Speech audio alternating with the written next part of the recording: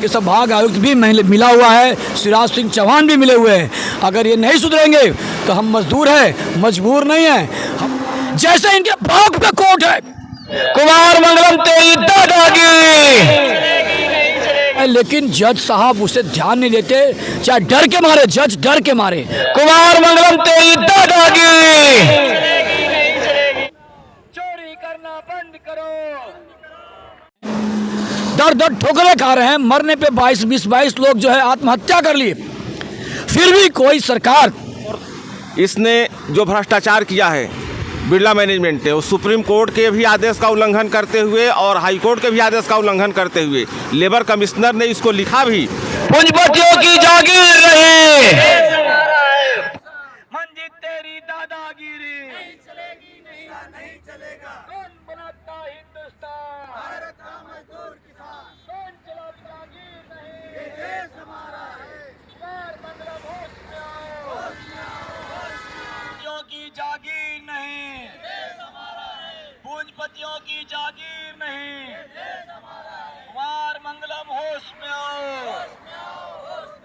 कुमार मंगलम होश में आओ, थोड़ी बहुत शर्म करो, पूंजीपतियों की जागीर नहीं, पूंजीपति चोरी करना बंद करो,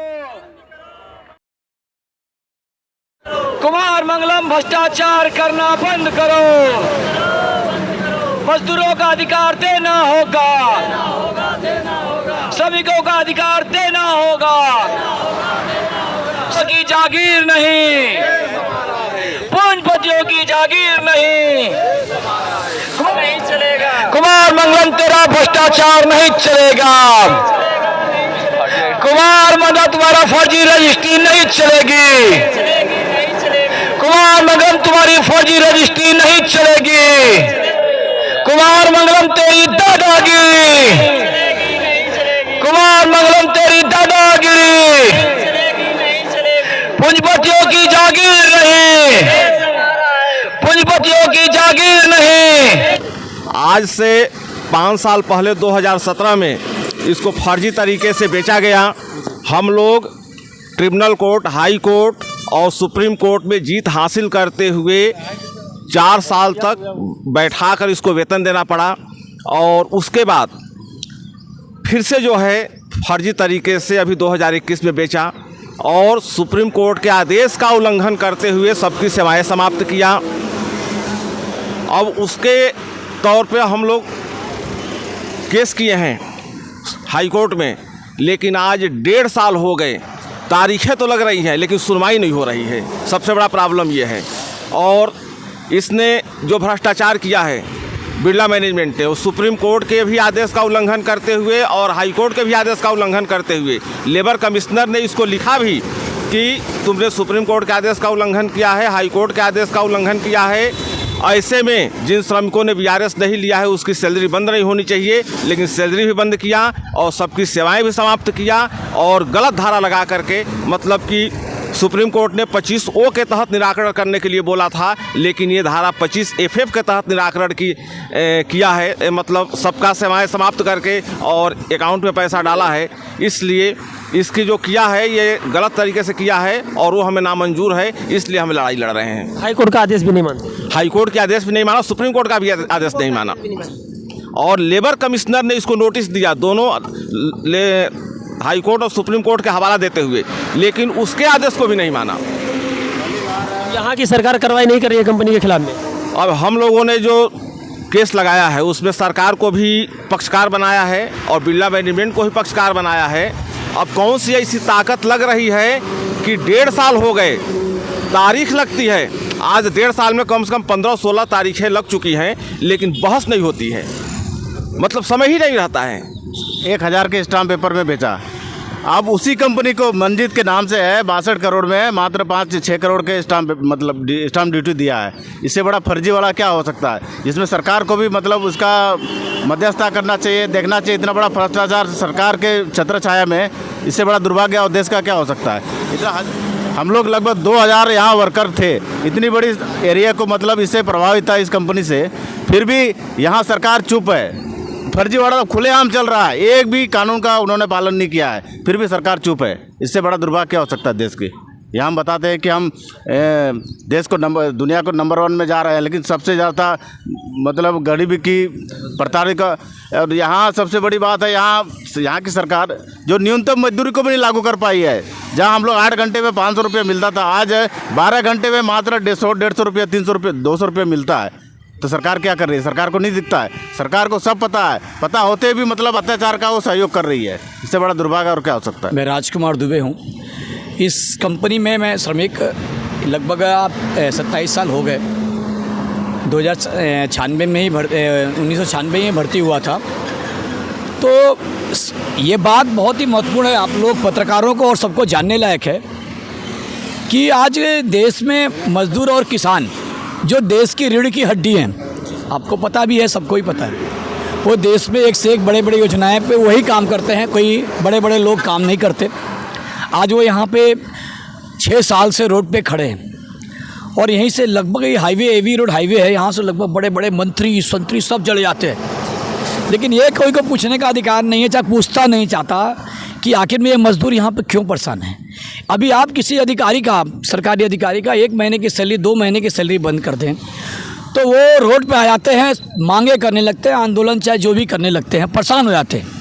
यहाँ पे लगभग 2 साल से आज लगभग 874 मजदूरों का और उनका परिवार जोड़ा जाए तो लगभग 5000 लोगों का आज पेमेंट बंद है, खाने की व्यवस्था ख़त्म हो गई, लड़के बच्चे उनके स्कूल में भगाए जा रहे हैं, दर दर ठोकरें खा रहे हैं, मरने पे 22 लोग जो है आत्महत्या कर लिए। फिर भी कोई सरकार जी बता रहे हैं। पहले तो उनके एक लेबर कमिश्नर ने लिख के दिया कि 2500 का जो सुप्रीम कोर्ट ने दिया था आदेश करने के लिए कि उसके तहत आप राज्य सरकार से मिलके आप इसका समस्या का समाधान करेंगे, जो सेंचुरी और मजदूरों की। फिर उन्होंने क्या किया कि स्कैम खेला, जैसे आम तौर पर जैसे अडानी फडानी जो कर रहे हैं पूंजीपति, वैसे कुमार मंगलम भी उसी ग्रुप में शामिल होकर उन्होंने मजदूरों के साथ, गरीब मजदूरों के साथ फर्जीवाड़ा किया और उन्होंने 25 FF के तहत, जो कि उनको नहीं जाना था, जो गलत रास्ता था, सुप्रीम कोर्ट के आदेश के खिलाफ गलत रास्ता था, उस पर जाके ये कंपनी को बेच दिए। लेबर कमिश्नर ने तत्काल जो सुना, तत्काल उस पर जो उसने आवाज़ उठाई कि आप गलत रास्ते पे जा रहे हो, उसको दबा दिया जाता है। अभी 19 तारीख को, ये 19 अप्रैल को संभाग आयुक्त क्या बोलते हैं कि आपने लेबर कमिश्नर के फैसले के खिलाफ, जो उन्होंने एक बार हमारी एक नोटिस को खारिज किया, आप गए हो तो हवाई कोर्ट में सुनवाई कैसे होने देंगे। मैं सरेआम आपको एकदम चैलेंज के साथ बोलता हूँ, संभाग आयुक्त ने लगभग 25 मजदूरों के सामने बोला है, जैसे इनके बाप का कोर्ट है प्रशासन और सुप्रीम कोर्ट भी अगर सुनता हो, आप पहुंचाते हो, तो ये बात जान जाना कि इंदौर का संभाग आयुक्त पवन शर्मा बोला है कि हम सुनवाई हाई कोर्ट में नहीं होने देंगे, कि हम सुनवाई नहीं होने देंगे। तो मेरा शासन इस सरकार के बाप का कोर्ट है, वो बोलते हैं कि हम कैसे सुनवाई होने देंगे। देखिए, मतलब एक संभाग आयुक्त बोलता है कि कोर्ट में हम सुनवाई नहीं होने देंगे, यानी तुम साबित कर रहे हो कि जज को तुमने मैनेज किया है, दबाव डाला है और तुम सुनवाई नहीं होने दे रहे हो। शासन और सुप्रीम कोर्ट भी अगर सुनता हो, आप पहुंचाते हो, तो ये बात जान जाना कि इंदौर का संभाग आयुक्त पवन शर्मा बोला है कि हम सुनवाई हाई कोर्ट में नहीं होने देंगे। और उसी का नतीजा है कि आज लगभग हमने दिसंबर में लगाया था, आज लगभग 1.25 साल हो गए और कोर्ट में हमारी तारीख पे समय आता है, सीरियल नंबर आता है और निकल जाता है, लेकिन जज साहब उसे ध्यान नहीं देते, चाहे डर के मारे, जज डर के मारे, हम तो अब यही बोलेंगे ना, जो संभाग पवन शर्मा बोल रहा है, तो डर के मारे जज साहब, ऐसा लगता है, प्रतीत होता है, और हमारे नंबर को नहीं सुनते हैं और बाकी पर 3-3 घंटा 2-2 घंटा बहस करते हैं नंबर कोर्ट पे। लेकिन मजदूर जहाँ 874 मजदूर भूखे मर रहे हैं, कभी भी उनकी आत्महत्या हो सकती है, कहीं मर सकते हैं डिप्रेशन में, लेकिन उस पर सुनवाई नहीं हो रही है। मैंने संभाग आयुक्त को बोला, सर, वो बोले कानूनन आपका हाई कोर्ट में चल रहा है तो हम कैसे सुन सकते हैं। हमने बोला, सर, कानून से ऊपर संविधान होता है। जब हम संविधान में लिखा हुआ है, बाबा साहब ने लिखा है कि रोजी रोजगार, रोटी कपड़ा और मकान, ये आपको पहले देना पड़ेगा, कानून से ऊपर संविधान है, तो आपको सोचना चाहिए। क्या यहाँ पर 874 मजदूर, लगभग 900 मजदूर भूखे मर जा रोड पे, आप ये चाहते हो? तो बोले मैं क्या करूँ। संभाग आयुक्त खोलता, मैं क्या करूं? ये संभाग आयुक्त भी मिला हुआ है, शिवराज सिंह चौहान भी मिले हुए हैं। अगर ये नहीं सुधरेंगे तो हम मजदूर हैं, मजबूर नहीं हैं, हम बहुत बड़ा आंदोलन करेंगे। हम ऐसा आंदोलन करेंगे कि ये याद रखेंगे और ये बाद में ये घुट घुट कर सोचेंगे कि हमने क्या गलती किया। अंग्रेजों ने भी नहीं किया होगा, इतना अत्याचार कर रही है। यहाँ tribunal, high court, supreme court ने बोला है कि जब तक तुम्हारा फाइनल नहीं होता तब तक वेतन बंद नहीं करते लेकिन उन्होंने बंद कर दिया है। इससे बड़ा अपराध क्या हो सकता है? या सुप्रीम कोर्ट का आदेश नहीं मानता है, कोर्टों का आदेश नहीं मान रही है, सरकार तमाशा देख रही है, नज़ारा देख रही है। इससे बड़ा अपराध शायद अंग्रेजों ने भी नहीं किया होगा। इससे बड़ा दुर्भाग्य क्या हो सकता है? आप बताएं। सरकार को कार्रवाई करना चाहिए। बिल्कुल करवाना चाहिए। अगर कोर्ट आदेश नहीं कर रहा है तो कोर्ट से निकाल करके समझौता करा सकती है, सब कुछ करा सकती है, लेकिन नहीं कर रही है। बोला हम क्या कर सकते हैं, वहाँ चल रहा है, सीधे हाथ खड़े कर देती है। इतना बड़ा अपराध हो चल रहा है। मुख्यमंत्री जी से क्या कहना चाहते हैं मामा जी से? हम चाहते हैं कि उनको समझौता करें, हम लोग को जो न्याय मिले, जो न्याय बोलता है, जो कोर्ट बोलता है, कानून बोलता है, उसके पर फॉलो करें उसका। यहाँ इतना बड़ा अपराध चल रहा है, इससे बड़ा अपराध क्या हो सकता है? 20-22 आदमी मर गए, अभी 2 साल से हम लोग का वेतन नहीं, मतलब वेतन बंद है। क्या होता होगा आप अंदाज़ा लगा सकते हैं। हमारी उम्र कम से कम 40-45 के एवरेज में है। इसमें हमारे बच्चे बड़े बड़े भी हैं, हम बच्चे बड़े स्कूल में पढ़ रहे हैं। बताओ उनका खर्चा कैसे चलता होगा, अंदाज़ा लगा सकते हैं ना। फिर भी सरकार एकदम अंधी बरी लंगड़ी लूली सब चली हुई है, फिर भी उनका कोई सुनने वाला। ठेकेदार भाई 2012 से बाहर निकाले गए हैं।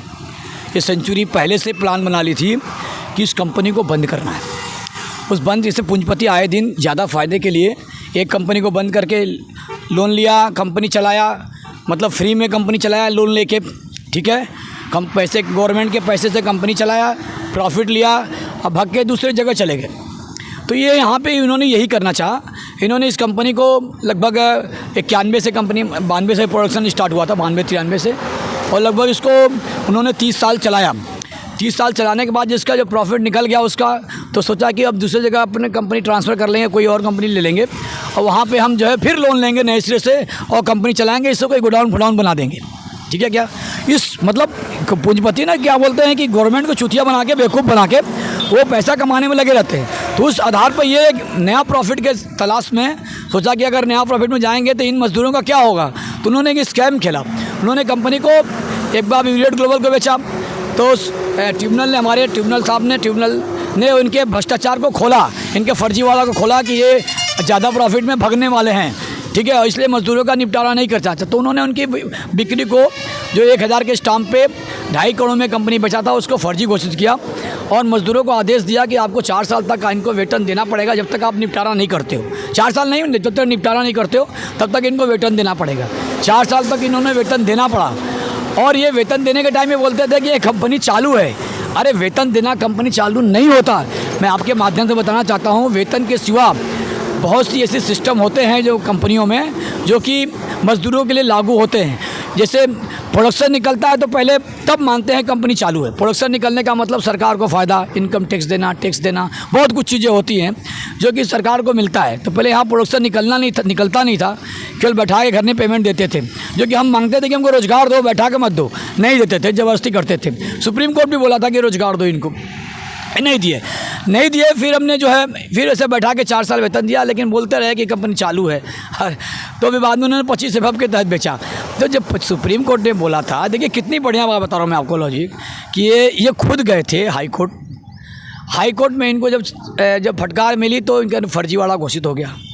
फिर ये जो है कुछ फैसला इनका आया कि घाटे में कंपनी चल रही है, बताई जो है हाई कोर्ट ने। तो हमने सुप्रीम कोर्ट गए कि ये गलत बता रहे हैं, हाई कोर्ट गलत बता रहा है। फिर सुप्रीम कोर्ट गया, सुप्रीम कोर्ट बोला नहीं, हाई कोर्ट एक कंपनी घाटे में अगर है और ये क्लोजर में जाना चाहती है, चाहे इनको लग रहा है कि हम कंपनी नहीं चला पाएंगे, देखिए मैं आप सच्चाई बता रहा हूँ, आपको नहीं चला पा रही है तो आप सरकार के पास जाओ।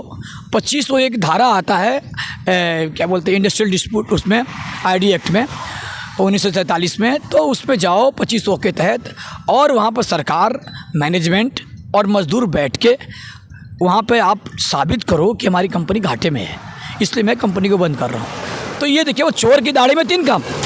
अब ये इनको लगा कि अगर हम जाएंगे सरकार के पास, मज़दूर हमारी पोल खोल देंगे, क्योंकि आजकल सब ऑनलाइन है, हर जगह हर कंपनी का रिकॉर्ड जाता है। तो इनको लगा कि हमारी पोल खोल हो जाएगी, हमारे फर्जीवाड़ा उजागर हो जाएंगे। तो ये 25O के तहत सरकार से और हमसे बात करने के बजाय, देखिए सुप्रीम कोर्ट का आदेश था, उसके बजाय ये पतली गली से, पीछे की गली से, भ्रष्टाचार की गली से ये 25 FF के तहत गए कि हमारी कंपनी चालू है, हम बेच सकते हैं। अरे तुम्हारी कंपनी में प्रोडक्शन नहीं निकल रहा है, तो कोई माल निकल नहीं रहा, तो चालू कहाँ से होगा? ठीक है क्या? तो ये गए और कंपनी को एक बार और मंजित ग्लोबल नामक कंपनी, जिसको अब ऑलरेडी पहले हमारे पास बहुत दौड़ती थी, उसको इन्होंने बेच दिया। तो बेच दिया तो पहले सुप्रीम कोर्ट का आपने उल्लंघन किया। तो हमने फिर क्या किया कि हम जाके हाई कोर्ट गए, लेबर कमिश्नर के पास गए। लेबर कमिश्नर तो माना कि इन्होंने गलत किया है। फिर उस लेबर कमिश्नर पर दबाव पड़ा तो हमने एक एप्लीकेशन लगाया, तो उन्होंने खारिज कर दिया कि नहीं वो बेगुनी बिक गई है। देखिए लेबर कमिश्नर कैसे मैनेज हुआ। फिर हमने उसके चैलेंज किया कि हाई कोर्ट में, तो हाई कोर्ट में बोला कि आपका विवाद है।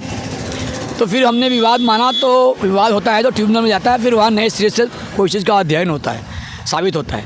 फिर हम गए लेबर कमिश्नर के पास, तो वही लेबर कमिश्नर जो खारिज किया था वो भी पलट गया, लाले ने इसमें लिखा ही नहीं है।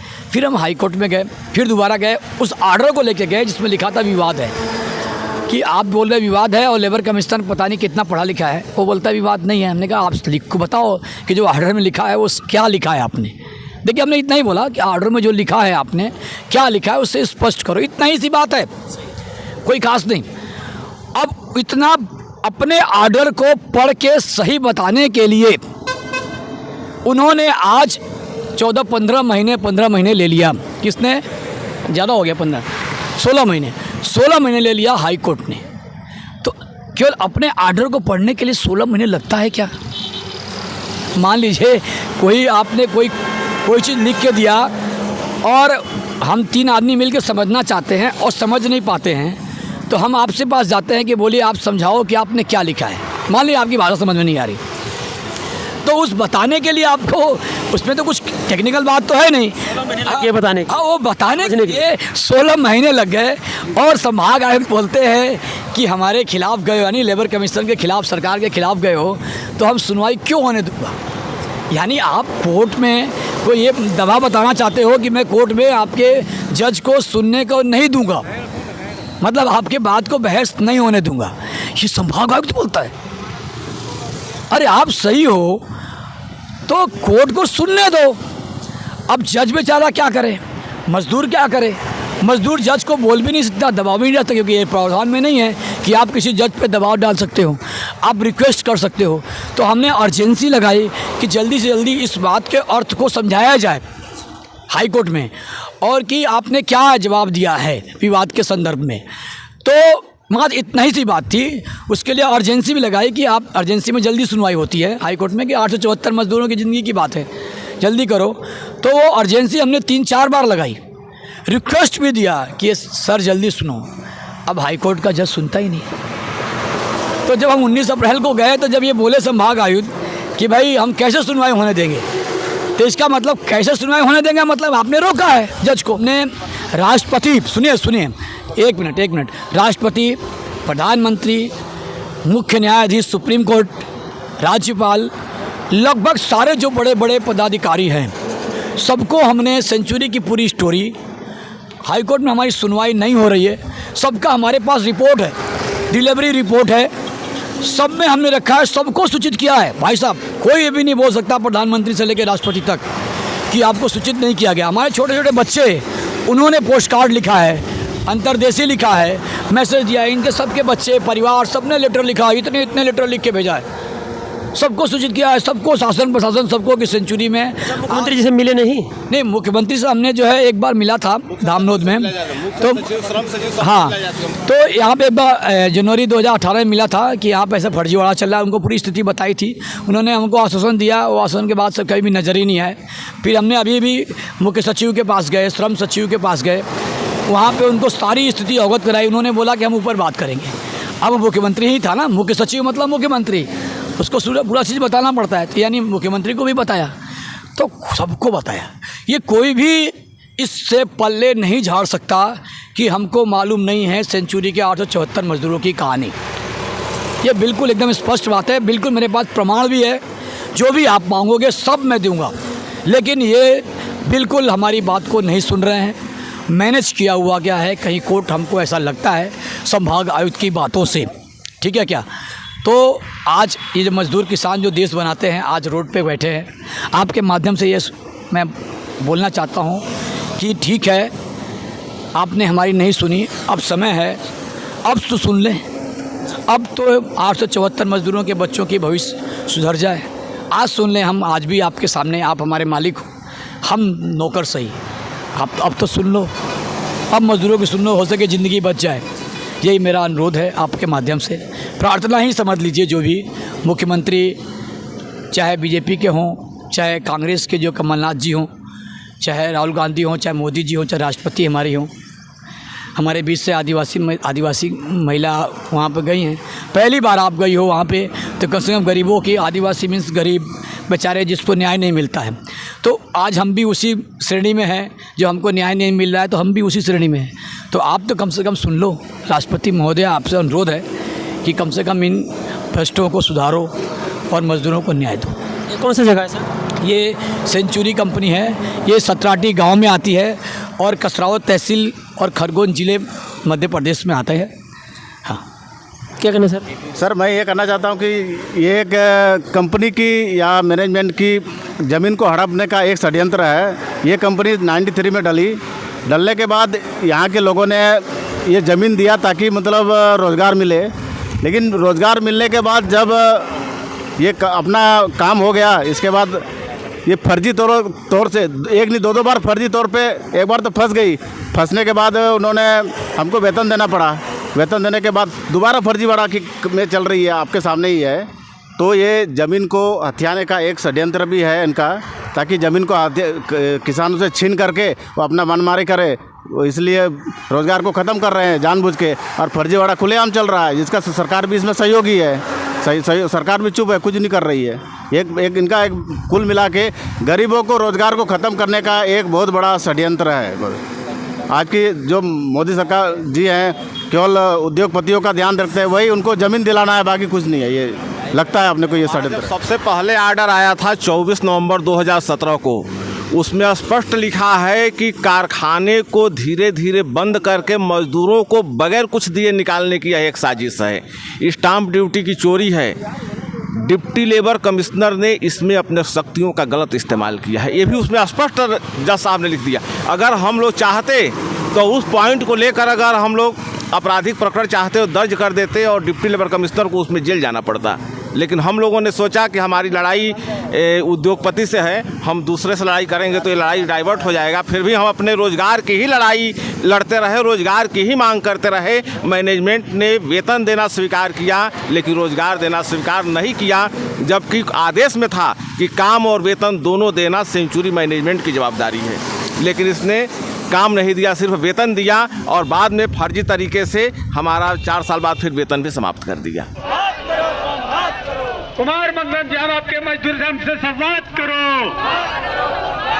कुमार मंगलम जाम से बात करो। हमको क्या मिलता है कि साल में 450 करोड़ का मुनाफा लॉकडाउन में भी होता है, और उसके पहले साल 780 करोड़ का मुनाफा होता है, और ये बैलेंस शीट में बताते हैं कि हम तो नुकसान में जा रहे हैं। और शेयर होल्डर्स उनके कॉन्फ्रेंस में थे, 11-12 बजे अभी भाई बोला जा रहा है 5 आदमी रुकिए, अपन परीक्षा ले लेंगे भाई, और अगर हुए उनके पास जाने दो। हम आगे बढ़ेंगे, हम लड़ेंगे, हम लड़ेंगे। सच्चाई सुनकर फिर क्या जवाब देते, तो आप समझिए कि आज आपकी हार नहीं, आपकी जीत हो गई है। आपको समझ में आना चाहिए, जब ऐसा होता है कि एक उद्योगपति जो मैं मजदूर, मुझे देवों की बस्ती से क्या, अगणित बार धरा पर मैंने स्वर्ग बनाए। मैं मजदूर, मैं मजदूर,